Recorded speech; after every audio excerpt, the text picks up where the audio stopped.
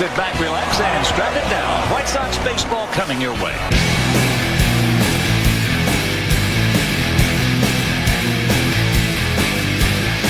Hey, how's everyone doing out there? Welcome to a World Home Video presentation of Major League A-Hole Sox Type Thing, presented by Revolution Brewing on E. I'm Ryan. Welcome to Sox Type Thing at Sox Type Thing on Twitter and soxtypething.com. This is episode 5 already of this masterpiece that we have.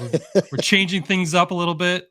We had a failed experiment last week, but I think we solved it brilliantly. We went from trying to describe the good and the bad things that happen each week.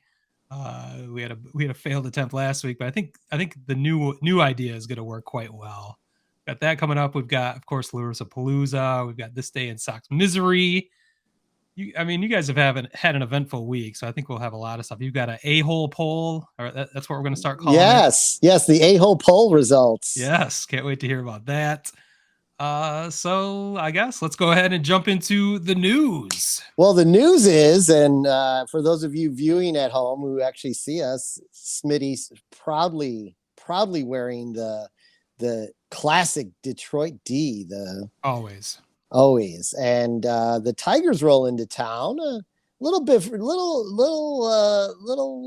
hotter Tigers team than when we last saw them. I believe they took care of business. They kept up their end of the deal for the White Sox. The White Sox couldn't keep up their own end of the deal, but more on that to come. But yeah, we're helping you out by beating up on the the Guardians.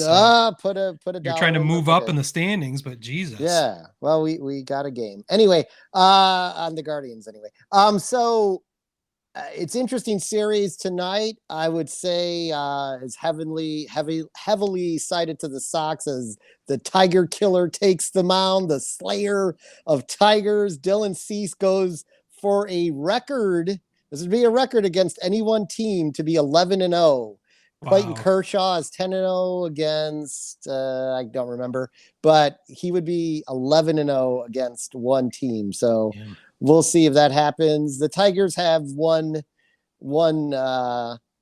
couple interesting things going on. One is Riley Green is up, which if you listen to our flagship podcast, we'll be getting more into that. But we'll definitely get deep into that in episode 109 of In the Hole. Probably recording tomorrow, maybe later today, but I think we'll recording see. On Friday. This is a Thursday as we record this. Of course, as the Tigers roll into town. I will not be coming into town for this series, unfortunately. I have a prior engagement that actually involved you at one point. You were going to come to this Black Crowes concert in Mount Pleasant, Michigan, but you wisely backed out for whatever reason. But no, a kids pool party that I remember. Right. I didn't have my calendar properly done. It's a mess. Still going to this. Actually, I'm looking forward to the Black Crowes, but I think I'd rather be in Chicago this weekend for this pivotal AL Central Series battle of third and fourth places. I don't know. I'll get way deeper into that series in the Hole, but I think you guys are going to be all right. Yeah, I feel like for the Sox, at a minimum, they've got to take 3 of the 4. I like their chances today. I like their chances because he's struggling and he's a left-hander right now against Skubal. I think the other 2 games are 4 bad starts in a row. So are questionable. But Eric Haas will be in the so beware. Speaking of slayers of the Sox pitching, the Eric Haas. He is hot right now too. He is hot. I saw some highlights in the Guardian series. The good news for the White Sox is, if we're talking about like current events and what's upcoming, is they go on a road trip. And the reason I'm happy they go on a road trip is they're a better road team than they are a home team. They're abysmal at home. They have a winning record on the road. They go to Cleveland. They go to Minnesota next. I like our chances just clearly because we're on the road in those series. We'll see if they can get some revenge against Minnesota. You were good on the road this week. Last weekend. That's part of the sauce this week. Perfect, Smitty, is the good news for the White Sox over this past week that we've seen is our segment called The Sauce. Okay, that's the cool kids lingo for what's good or what's cool. That's right. Sauce, and The then as sauce. opposed to the bad, which is sus. The sus, man. You I'm looking guessing sus. that's short for suspect. or Yeah, that something? is Okay. true. That is All true. right. You're right. I'm Right. up on my cool kid lingo. My kids, although I tell them not to watch this due to language, that they would totally be like, "Oh my God, Dad's talking about the sauce." It does say So, not meant for kids it on does. YouTube. It I does. check It that button does. every time, so It I don't know how does. they're getting through that. Well, but because they get poor parenting on your part, yeah, they apparently. get onto my account because of shared devices and stuff like that. So, there's ways to fix that. yeah. So anyway, let's not get into that right now. Let's move on to the sauce. Sock sauce. Sock sauce, and we'll start out with the this past weekend when the Sox, the two teams that are kind of similar right now, were playing one another. So to me, it was kind of up for grabs. But I was thinking the Sox would take 2 out of 3 just because in San Francisco. Is that what we're talking about? Yeah, in San Francisco. Sorry, against the Giants. They would probably take 2 out of 3 just because they're on the road and they seem to just play better on the road. And the Giants' dimensions are a very good ballpark for what the Sox do right now, which is not hit home runs for the most part and drive lots of line drives into the gap and things like that. So sure enough, they went in there, and two things both of my teams I support are very sus about is defense. And somehow the Giants defense in game 1 in a 1-0 win that the White Sox had robbed the White Sox of, when you went into the StatCast info for that game, 4 of the 5 furthest hit balls were by the White Sox that night that accounted for 1 run, and 3 of them were for outs. So it was just one of those games. Yastrzemski made an incredible play on a 386-foot ball that Abreu crushed, but in that park, that's just a long out if you can get there, and that's exactly what Yastrzemski did. But the White Sox took advantage of something they normally do, which is really bad defense by the Giants, and took care of business the next 2 games with pretty much ease. Lucas Giolito had another great outing, and I say great outing because he got the Giants to strike out 7 times. And over on our flagship broadcast of In the Hole, I was talking about one of the reasons the Giants have had success is they have the lowest whiff rate in all of baseball. But over 6 innings, he had 6 strikeouts in that game. He looked really good again, good movement on the ball. So hopefully, based on the last 2 starts, he has turned the corner, and we'll see more of that in the upcoming Tiger series. Another part of the sauce for the White Sox is Jose Abreu over the last 11 games. He's on an 11-game hit streak. His OPS is over 1,200, 7 runs scored, 6 RBIs, along with 6 doubles, 1 homer in over that stretch. But he is hitting everything inside, and he's walking at an alarming rate, the most of his career. So perhaps that 35 years of age has finally brought some patience for him. Have we confirmed that he is actually 35? I mean, I don't know. I mean, have we? Potentially he is older than that, but I mean, if he's older than 35 and mashing the ball like he is, fine, whatever. Yeah. The sad part for Jose Abreu, though, is his home run this past week was he's the first White Sox player to get to double digits in home runs this year at 10. I've got a sus for that, actually. Unless you already have it written down. Well, I got a Frank Menachino sus in there. So well, if you brought it up now, I'll just bring it up. This is the deepest you've gone into a season since 1979 without having a double-digit home run hitter. Yeah, and I think 1979. Do you remember 1979? It was the year before Empire Strikes Back came out. That's what I remember. I was 6 years old. The only thing I remember about 79 is I won the Capital City Big Wheel Rodeo. 79, I know I believe that was one of the years, the jerseys that our very angry friend Chris Sale cut up. Oh, they were was wearing 70. the collared I'm pretty blouse. sure Chester Lemon was part of the White Sox, I believe, by that point. Some crossover here. Detroit legend. He was a legend. World champion. I loved him too. He was awesome. Chet Lemon, that is one of the best baseball names in history. It is. We should do that sometime. Best baseball names for our it could be a good histories. Maybe a good off season. And who knows? Off season for our entire podcast could be here very soon. Yeah. As all three teams, what did I say to you earlier this week? We're heading to the under 500 podcast. Yeah, there's a potential that all 5 teams we cover on in the whole are going to be below 500. As the only team that's maintained is the Giants, but they're been cratering since due to your sweep this weekend. That was the irony, edge. The irony of it all. More of the sauce before we get into the sauce, because no, it's fine. I think submarining your no, you're not submarining it. I think that was the problem last week, though, despite the names of the segments. But which we'll never say again. We never say again. Although it seemed to have caught on with one listener. Check out episode 4 if you want to find out what we were calling it and how that disaster went. I think it needs to be organic too, where if you're talking about something that is also has a sus side to it, you need to be able to bring it up. We are very organic here at Sox Type Thing. So if and this will lead into the sus of the White Sox home run outage is the sauce. Eloy Jiménez returned with a bang. He did.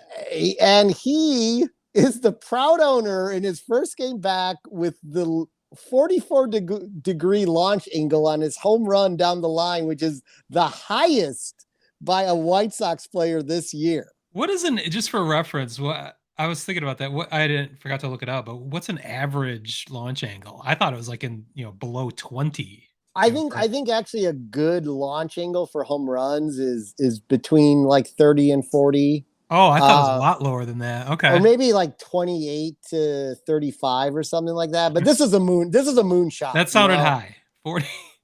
Yeah. But one of the big issues with the White Sox is the fact that they have no launch angle.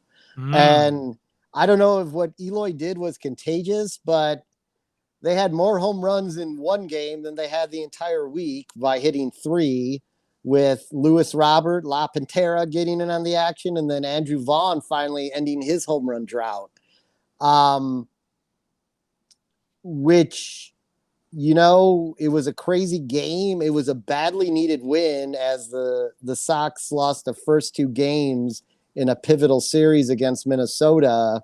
They salvaged the last one in a 9-8 extra inning slugfest, which really saw Minnesota uncharacteristically making some mistakes, in the field in that game that really led to the White Sox getting some extra outs in innings and things like that. But I mean, Eloy's return obviously had a super positive effect on the offense. And what some people don't consider sometimes is like sometimes just adding a hitter. Reputation alone changes how other batters may be getting pitched to and whatnot. So I just think overall, like his presence in the lineup is obviously a positive. Can he help your defense in your bullpen? He made a great fucking play. I couldn't believe it in left field along the line. I said, oh, shit, he's going to be back for only one game. I was going to say, do you want him making great plays in the outfield? I want him making good plays in the outfield. And the thing about it, too, and I am glad you brought that up, which one of the things you'll see a lot with Eloy in left is extra hits allowed because he's not going to run in full speed and dive for a ball. He's going to let some balls that I totally remember last year, like there were hits that wouldn't have been hits if someone else was in left field, most likely, because they would have come in and made a play on the ball. But because of his injuries, because he is injury prone, as we both agree about on Don't this say that to Rick podcast. Hahn. Yes, he'll punch a filing cabinet. You know, I think that needs to be a segment, by the way. Rick Hahn's filing cabinet. Well, it might be, because I can. Maybe that's the sus. Maybe. Sorry. It's just a picture of the Wrath. If you see the Wrath of Han graphic this week, it's hilarious, folks. But yeah. So Eloy coming back, adding some swagger to the offense, generating 9 runs in his return, 3 RBIs by him. He generated a third of the runs that day, runs brought in. So that's good news. Which leads me to the sus. I mean, should Eloy Jiménez be the hitting coach? Because obviously Frank Menachino's approach to hitting does not generate a lot of home runs. And that's a carryover from last year, but no one really cared all that much because we won 93 games, had winning records in every month of the season. I'm pretty sure, maybe not September, but we had run away with the division at that point. So no one was complaining too much about it. But last year we did finish 21st in home runs in a team that is characterized as having a lot of power. So that, leads me to, it's great. Like, I also believe his comment of like, fuck home runs, let's hit 300 was blown out of proportion. That was also specifically referencing Andrew Vaughn, I believe. So right. That was that we blew that out of proportion. I made a t-shirt out of it too, but that was not what he was. That was not a general philosophy for the entire White Sox, but I don't think he's gone out and said, don't try and hit home runs, but I think launch angle and hitting balls into the air with consistency is a different type of hitting style, hitting style that obviously teams like the Yankees, the Cardinals, the Mets, they embrace that type of hitting style. Menachino does not. I mean, and again, it shows by the numbers, 190 homers last year. They are currently 27th in launch angle in all of baseball. There's only 30 teams, and 27th in home runs right now in baseball. Well, luckily, one of the teams below you is the Detroit Tigers. Is the Tigers town this week? Yes, I heard the stat this afternoon. They both teams combined have 114 home runs, and there's like 4 or 5 teams that have 114 home runs on their own. Yeah, so it's not a good scene for the AL Central there. There's definitely a power outage. The other stat I heard was your lefty OPS as a team is worst in baseball. I think it's like 541. So that's the other power outage is your left-handed bats are not providing anything. Yeah, I mean, you've got baseball. Well, let's take a look who it is. It's basically a rookie, Gavin Sheets. Luray Garcia when he bats from the left side. Enough said there. Yeah. Yon Makata, who's finally finding his hitting stroke again. So that didn't he get hurt again? Well, he said I said that last week and it didn't happen. Then it happened last night or the night. Yeah, before. But then he tweeted Ozzy and said he's fine. He's fine. They did release the lineup, but I didn't see if he was playing or not. So yeah, when you look at who we have as left-handed hitters, it's not surprising. Really weird. I should have put this under the sauce, but you saying that about left-handed OPS made me think about this. The Sox have the highest production in all of baseball out of the 9-hole with a 912 OPS out of the 9-hole. And the worst production out of the 3-hole, which makes no sense. I mean, I heard that, and they were talking about, I think this was from the White Sox Talk podcast on NBC Sports, or I'm sure it came from many sources, but they were specifically talking about those two things. And I was wondering if you're just putting the wrong players in the number 3-hole versus the number 9-hole. Like, I don't. Well, I mean, Robert's in the 3-hole. I mean, the 9-hole has been occupied. Is he consistently in the 3-hole? Yeah. The 9-hole's been occupied by Zebby Zavala, Luray Garcia, Danny Mendick. Well, as soon as Reese McGuire. And it gets a 912 OPS, but Garcia in the 9-hole is like horrendous. His highest numbers are like 7 and 8 for whatever fucking reason. He sucks. But anyway, more on that later. So that covers White Sox hitting, but let's get into some real sus shit going on the South Side, and that's a historic 8-5 triple play. Oh my God. The first in baseball history that it's never occurred before. Basically, to recap, it was who crushed that? Who hit the ball? Was it Lewis Robert? No, probably was. AJ Pollock crushes a ball to right center, but Byron Buxton's out there. And when Byron Buxton is healthy, which he's pretty healthy right now, he can track down any baseball pretty much. And he makes a great over-the-shoulder catch that somehow Adam Engel doesn't see. Yoan Moncada doesn't see. Yeah. Nobody could see it. No one could see it. And Engel starts to go back towards third and looks like he's back towards second. And the initial camera angle was from Joe McEwing's point of view. So the camera must have been on the third base side in the dugout. And it looked like Engel had tagged up and ran to third. This is what's going through my head when this. Well, and that's what you assume that he's doing. Yeah, right, for sure. And then I see Yoan Moncada running like a fucking freight train behind him, and I'm like, "What the hell's going on? Get back! Get back! Get back!" Then when they're chasing down Moncada, I'm literally yelling at the TV like I'm going to make a difference because.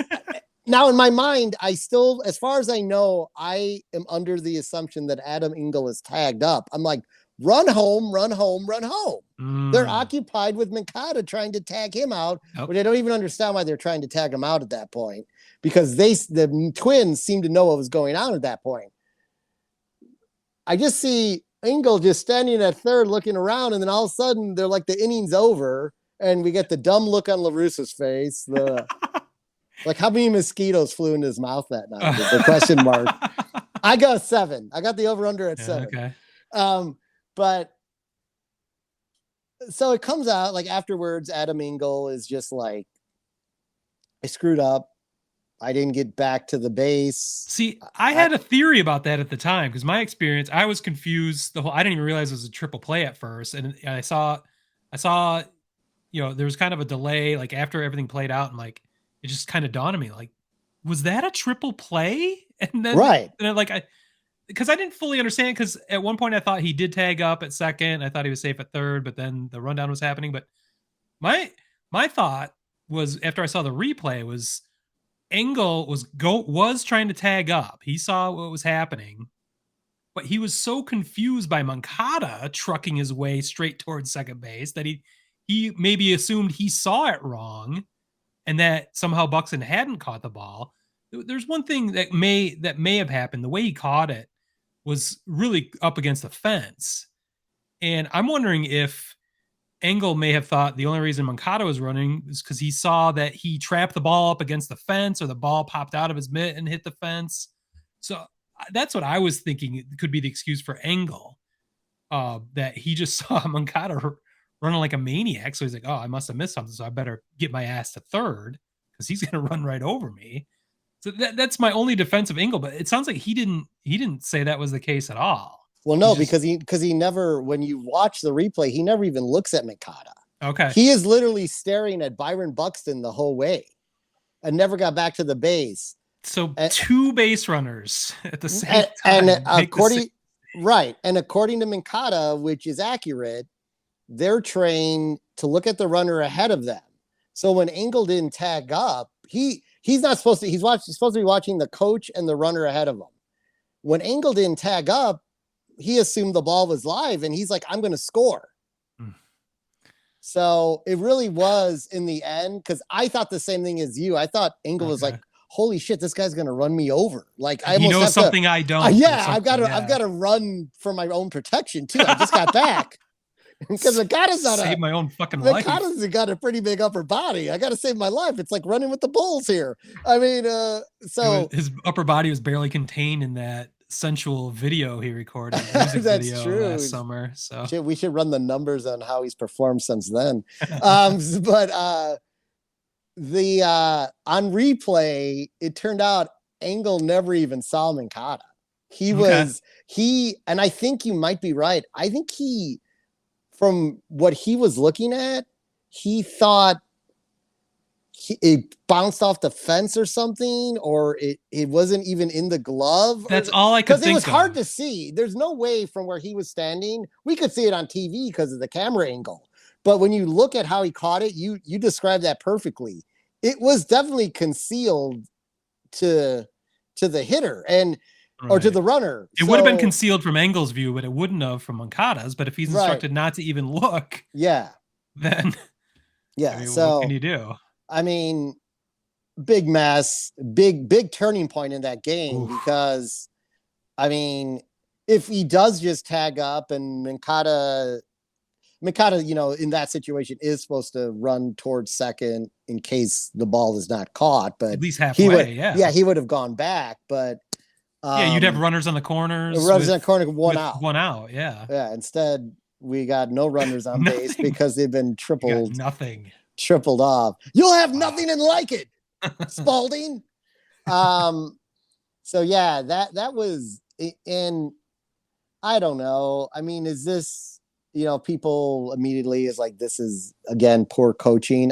Where is Joe McEwing's accountability in this? Like, why wasn't did he not see the play either to say, like, get back?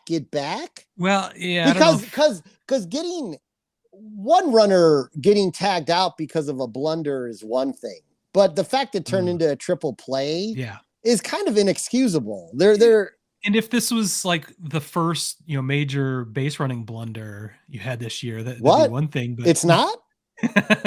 This seems to be a pattern. This is the worst example all year, but it's an issue that certainly doesn't look like it's getting any better. Was Mankata part of that other one? Who was the one where, or is that was Lurie, right? When he was just like running like a madman and was about to lap. Yeah, I don't remember. Lap someone, and it was just like, dude, why are you running? You're about to get doubled off the base. No, it's a very similar situation. So it's to the point where people they're questioning the White Sox baseball IQ at this point. It's like, it's a fair question. I mean, how do you fix that? How do you get smart over the last 81 games remaining? Yeah, I don't know if that's even possible. I think you got to question what amount of coaching is even occurring, right? Yeah. So speaking of interesting plays in this series, in the 8-5 triple play game, there was so much news in the 8-5 triple play. I think I had texted you like we could just go do a podcast on Monday night's game. So a report came out on Saturday while the White Sox were in San Francisco. Thank you. And I even had coffee, so I'd be more. It's your second favorite team. Yeah, but in San Francisco, that the training staff had instructed some players who were dealing with the epidemic or pandemic of leg tiredness in the White Sox and coming back from groin injury like Anderson, that this is from the ESPN article I had read. Manager Tony La Russa on Saturday told reporters that several White Sox veterans are playing under trainers' instructions that if they make a routine out, they slow it down running towards first base. So here's my question. And if you're a trainer in the game of baseball, how do you define a routine out? Well, how do you define that when that player grabs that ball, that he's going to throw a perfect throw to first? That this is why you and I got into a bit of a tiff over this kind of the semantics of it, but comes down to I'm blaming TLR for this. How do you let the training staff give your players instructions like that, where ambiguity, like you're just bringing up, what is a routine play? What should I be running out 100%? What shouldn't I? comes down to the training staff. Like, isn't that? I mean, everything comes down to the manager. I mean, in the grand scheme of things, so you can always blame the manager for everything. But that just seems like, and especially since TLR referenced the training staff specifically, it's like he was kind of trying to wash his hands of it, saying, well, they're under, our players are under their orders not to do anything, not to like things out as necessary. That seems to be a major issue on the field now, as that the famous drop third strike, which has worked in your favor in your history. See ALCS 2005, AJ Przinsky famously. It worked very much against. Yeah, the ghost drop third strike worked very much against you on Monday night, as Tim Anderson did not even bother running out the drop third strike in the last strike of the game. So, and I think, to your point, this is what is routine, and there's nothing routine about that drop third strike as it rolled to the fucking dugout, and he probably would have been safe if he took off. And but that comes back to, how do you define routine? Right, exactly. In his mind, that means I can't do anything. I should always jog to first base no matter what. And he should have done that, but even if he did, that would have given them plenty of time to throw him out. So I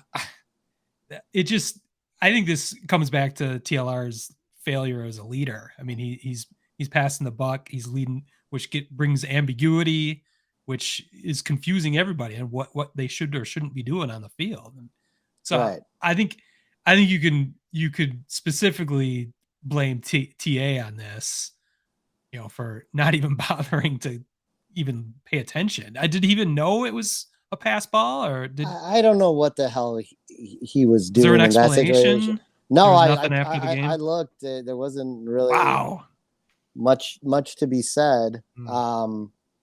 I mean, again, the ball really got far away from the catcher. Now, granted, it was going towards the first base side, so it's a bad look. We don't know what would have happened, but it's a bad look not to even bother. No, Smitty, he would have been safe. You heard it here. He's got that groin issue. So yeah, well, he's a busy guy. And speaking of Timmy and his hustle and lack thereof, Timmy got injured, went on the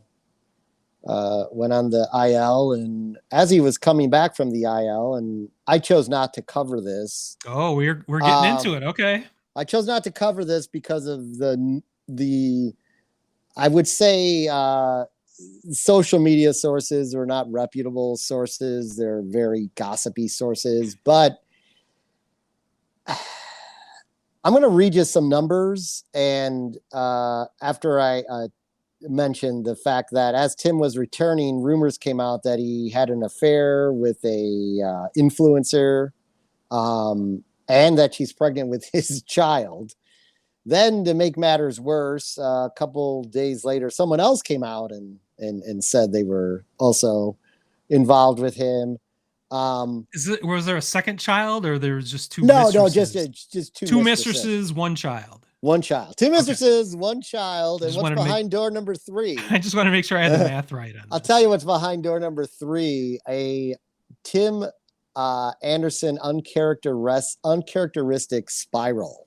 And this is part of our sus this week. His average was 356 when he got injured. He's now batting 314. That is over a 14-game time span. He's gone hitless 6 out of those 14 games. In the first 40 games, he only had gone hitless 10 times. He failed to reach base except for once in the most important series at the moment, the Minnesota series, but they're all kind of important for the White Sox right now since they're chasing. But he got on base once, and that was due to a first inning walk. Now, it was a big walk because Jose Abreu drove him in to get 1 run on the board, and they won by 1 run, so can't discount that. But the fact that he only got on once during such a big series is, again, uncharacteristic of Tim Anderson. He lives for the big moment. Usually he performs at an ungodly level, in a big moment. And then all of a sudden he's pulling the ball. He's pulling the ball to the left side. He's not hitting to right field. He finally, in his last at bat, which I even though it was a pretty hard line out to right, it was to right, and it was a hard hit ball. And I said, all right, that's a good sign. Maybe he's getting that stroke back, because when Tim takes the ball to right field, I mean, just forget about it. He just piles up the numbers and piles up the batting average, but something's wrong. And I don't think anybody's above having to deal with rumors and, if he's having trouble at home with his wife because of this stuff, it can trickle down onto the field. Yeah. I mean, there's two obvious explanations. Is that one is he's just not healthy, but two, we've seen it before where off the field issues have affected his performance. He's had tragedy in his life that, it's not his fault by any means. The first one where his best friend for his entire life was murdered. That was his worst season of his career. Yeah. And it clearly affected him. I can't believe it wouldn't affect everybody, but I mean, it is one example of how off the field issues have affected his performance. Well, if you're having serious marital issues and they're embarrassingly spread across all of social media, that could have a major detrimental effect to your performance. So it could be a combination even, or, who knows? Yeah. So it's a troubling thing. I think, we can be as irresponsible as we want. We're just a couple of assholes doing a podcast. So I think we could be hesitant to bring up social media rumors. I think there's some substance to those. I haven't heard a denial. True. There seems to be some photographic evidence as well, but of course that could be doctored. Who knows? But there's something going on there regardless. And you pulling up the numbers proves it. So I guess we'll see how that pans out. Yeah. Hopefully he's a bit of a catalyst for the team. So he's important to get it going. Unfortunately, we got more sus to talk about. And this is something we talked about. How healthy really is Micheal Kopech after the knee injury and getting his knee drained and returning back to the game? Well, some more horrendous numbers for you folks. In the 4 games since the injury, his ERA has climbed from 1.92 to 3.34. He's allowed 7 homers over those 4 games after only allowing 2 homers in his first 11 starts of the season. Something's not right. Yeah. The balls that Minnesota hit, they were out. I mean, they were hanging over the plate. So it was they weren't like, he made a good pitch, but they got him. I mean, there were some meatballs there. So he's really struggled for the most part. I think there's one decent outing in there, but you got to wonder if it's not like painful for him, is it just lingering, in his head or something, that he's had this injury and maybe he's not planting correctly on that knee or whatever. But it's definitely seems to. It's an incredible coincidence if that just happened if his performance just started to occur right after that injury. Yeah. So yeah, it would be an incredible coincidence. So we will keep an eye on that. The last thing I have to talk about is our good buddy, as if he's ever been on the show or talks to us, but Jake Berger. I think he would come on the show if we asked him. I think he would too. I've never asked him. Have you? No, I haven't. I think we should. He was mysteriously placed on the 10-day IL in the return of Eloy, which I think will probably transition into the poll question after this because it seems like a good transition. But it's with a deep bone bruise to his hand, which he got hit on the hand on June 13th. My question is, wow, that's 3 weeks ago. 4 weeks. He played ago in 9 almost. games. He started in 9 games after that he was fairly productive in.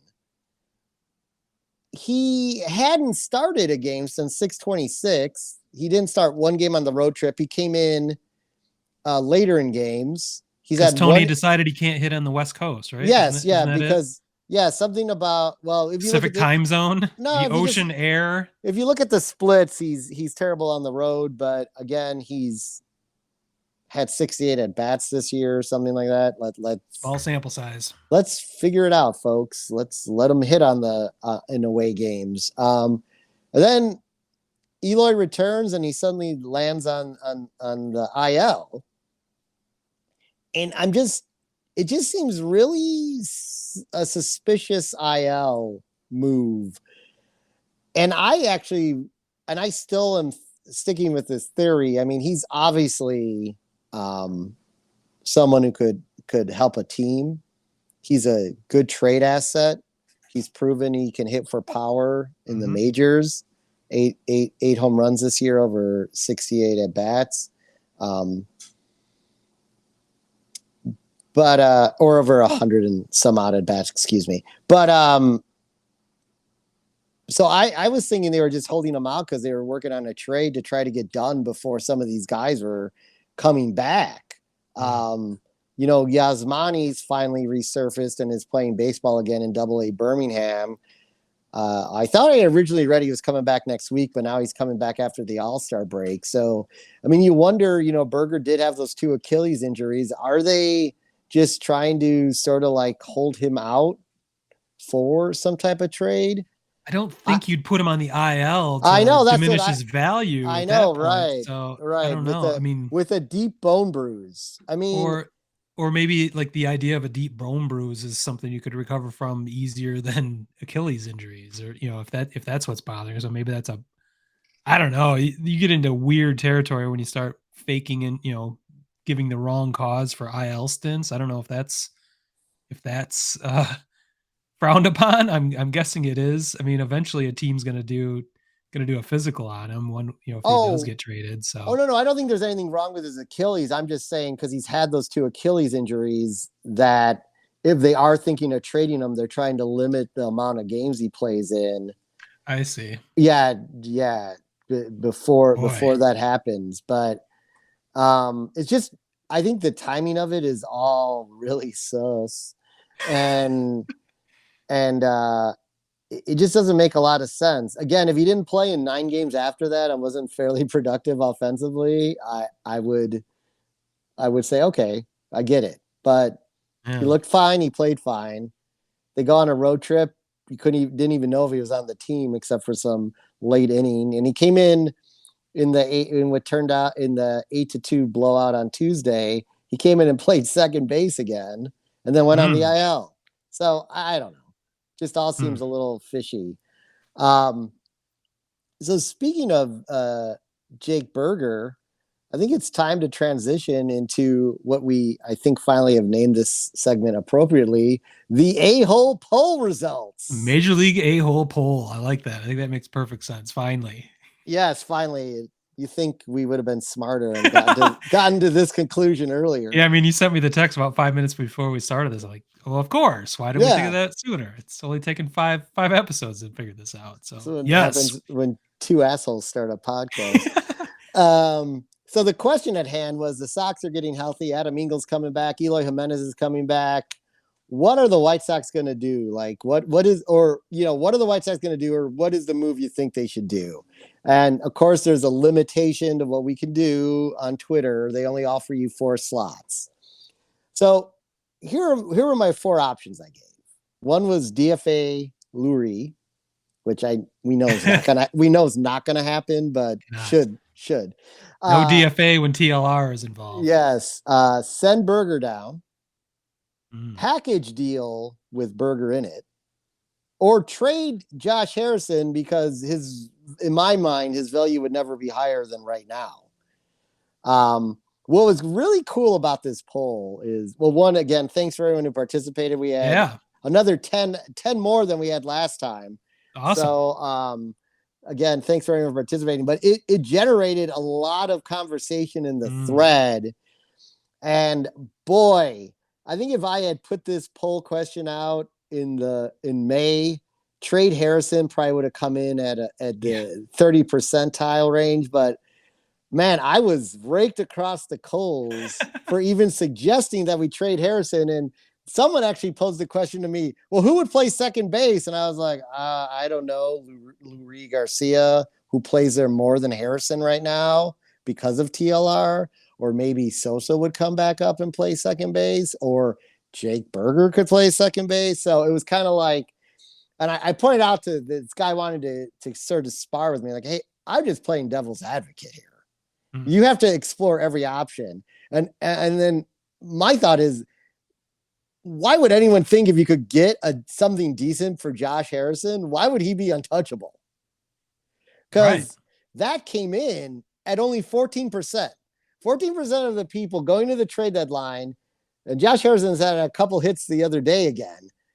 He's never going to be higher value than he is right now. Yeah. He has an option, which I consider a dead option, for $5.5 million next year. There's no reason the Sox are going to exercise that. And that's not enough to stop a team from trading for him either. So. Right. It's not a player option. It's a team option. So it's not even, so I consider him a rental. Which someone pointed out to me, he's not a rental. He has an option for next year. I'm like, that's an option that was put in to help close the deal. There's no reason for the White Sox to, they're arguing with you because, the other team could say, we're not just renting him. We've got him for next year as well if we want. Right. So. Yeah. If you want. So that makes him a little more valuable though. Yeah, it does. It does. Exactly. A 36-year-old second baseman, though, you don't know how valuable that is. So, but anyway, so that came in at 14. Runner up to that was 26% was package deal, a trade with Berger involved in it, because everyone hates Jake Berger for his terrible defense at third. And I would say again, same thing I said a few weeks ago, the entire defense is terrible in the White Sox. So to single out a rookie for terrible defense is unfair. It comes down to the coaching. It comes down to Russa Palooza. Got to coach better. 29% said they thought Berger would get sent down, or he should just get sent down when both Engel and Jimenez were activated. Instead, he got moved to the IL. Yeah. And then, like I said, 31%, the winner was DFA Lurie. There were a couple others. How do you DFA the legend of Lurie? I mean, he's winning you games left and right. I mean, what's happening here? At least left, maybe not and right, but single-handedly. Yes, won you two games. Left side of the field, got that ball through. But someone was like, well, I had left off sending down Adam Heasley because that was too obvious. That's what was going to happen. He was only up because the other Adam was injured. So you can't have too many Adams on the roster at one time. But, because then that creates an Adam bomb. Smitty, you are frozen.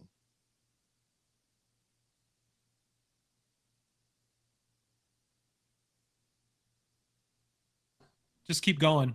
Okay. Yeah, that, so I replied back to him just saying, hey, I left that off because it was obvious. So, but that was this week's A-hole poll. Again, thanks everyone for participating, and thanks for everyone for the dialogue on, I didn't know when Smitty hatched this idea that the Sox had growing into their own beast because of all the drama and could not contain them in our other podcasts. So I never imagined how the social media would take off like it has. So I appreciate everyone's participation in everything that we put up there. Any idea what the A-hole poll will be this week? Are you still working on that? I'm still working on that. Right. I think it might have something to do with depending on the results of the Detroit series. We'll be on the lookout for that at Sox Type Thing on Twitter. Yes, it will be up. Maybe if you come up with one, send it my way. Figure it out. See. I think it's next. We already did a little bit of Russa Palooza, but there was one particular moment for Tony this week, and it wasn't on the field. It was in during a press conference, the pregame press conference, where he was asked about the horrific events that happened on 4th of July in Highland Park that led to him explaining the story on, he was trying to relate to it from an incident that happened to him, which I didn't understand, but that he was instructed by the Chicago police due to threats against him back in 1982 to wear a bulletproof vest. And I'm not sure how that connects to the story, but I guess he understands gun violence or has some, he's trying to make some connection, I guess. But. It was really poorly done. I also think it's just another example of how this individual is such a megalomaniac. He can't get out of his own way. There's no comparison to some drunk guy in 1982 sending a nasty letter or phoning in. I mean, I don't even know the exact details of the whole thing. I didn't even bother. I mean, I didn't get death threats or death threat or whatever. Yeah. But I mean, my question is he not instructed to wear one now with how this season is going? I mean, geez. That's the obvious dark joke there. But I don't remember the 1982 White Sox season very well. Do you? They didn't go. I don't know that they were picked to do anything. I mean, 83, we know they made the playoffs and quickly were dismantled by the Orioles. But they had the cool uniforms that they wear on Sundays. I think there was high hopes from the team, but I mean, it's Chicago baseball in the 80s. How much hope could anyone really have? I mean, there weren't metal detectors or anything else in the ballparks at that time. So I guess the only salvation for much maligned TLR, even in 1982, was to put on a bulletproof vest. But I think your point is well taken. I mean, what precautions is he taking today? Considering how unbelievably unpopular he is right now. Yeah, that's another dark joke for it is a dark joke for this, but it is relevant that he's not a good coach. He is not well liked, not a good manager. He's not going to be fired. Not going to be fired. Reasons we've explained many times in this podcast. But I don't think anyone's going to get fired. I don't think, maybe the hitting problems are solved. Eloy Jiménez. Eloy's back. Everything's solved. Eloy's back, and he's really the new hitting coach, and they're just going to let Menachino sit there, and Eloy's going to teach guys how to drive the ball over the fence versus into the gloves of really great outfielders that seem to arise every time they play the White Sox, no matter where they hit the ball. So, the Tigers, my Tigers are coming into town, and despite their 4-game winning streak, I think they're gonna help you guys maintain the huge crest of success, 1-game winning streak you have right now, and how the positive vibes on your 1-1 lead yesterday, 1-1 win yesterday. How much have you had to drinking? Drink? I'm having a Coke Zero and a water, and oh my god, and a shot of Malort too, I think. I can't find Malort here in mid-Michigan. What a crime. All right, well, we're gonna close out this week's Sox type thing with our news segment, This Day in White Sox Misery, which is a 2-parter this week. I added also This Day in Lou Ray the Legend's history. So we'll start with White Sox history, and it's very apropos. By the way, I just want to note this. I thought we were actually recording this show tomorrow, so the stats are based on 7-8, not 7-7 when we're recording the show, but I don't think it really matters because no one's probably listening to it. Isn't today the 7th? Yeah, but my stats are for the 8th because I thought we were recording it tomorrow. You already know what's going to happen tomorrow? I know the history. You can look up tomorrow's history. I didn't flux capacitors this shit.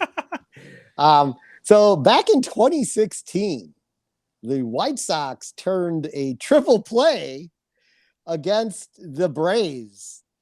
And even though the White Sox lost that game 11-8, they would go on to be the first team to record 3 triple plays in the same season since, you guessed it, in 1979, a popular Wow. year on this That's a broadcast. magical year for you guys. Yeah. So there's one thing that was going on in 1979. In 1979, the Oakland A's and maybe it was the Yankees turned 3 triple plays that year. So that was the first time 3 triple plays have been turned in one season. Of course, the White Sox 2016 season was super forgettable, as I think they won 68 games that year, maybe. So more great moments in this day in White Sox misery. Following that up, Luray Garcia has been with the White Sox. He's the longest White Sox on the team. So I thought, since TLR holds them in such high regard, it was worth looking into what Luray Garcia did on this day in White Sox history for his tenure with the White Sox since 2015.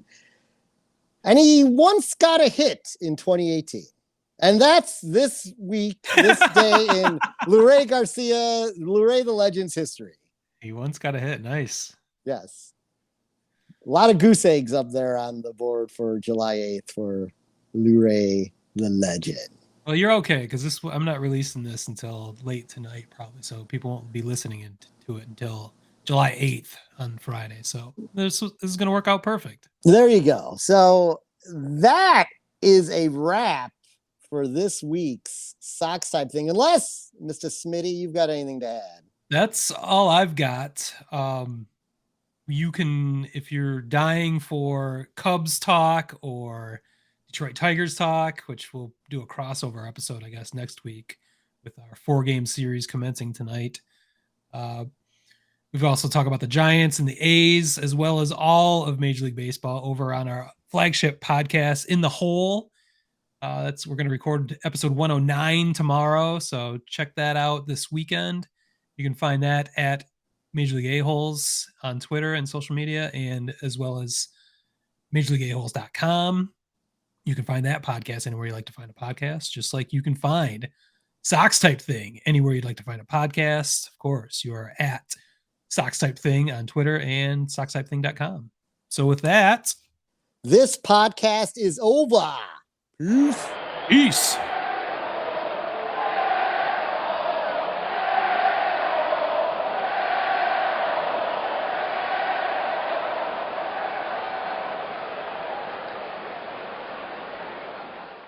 Word Hole Media.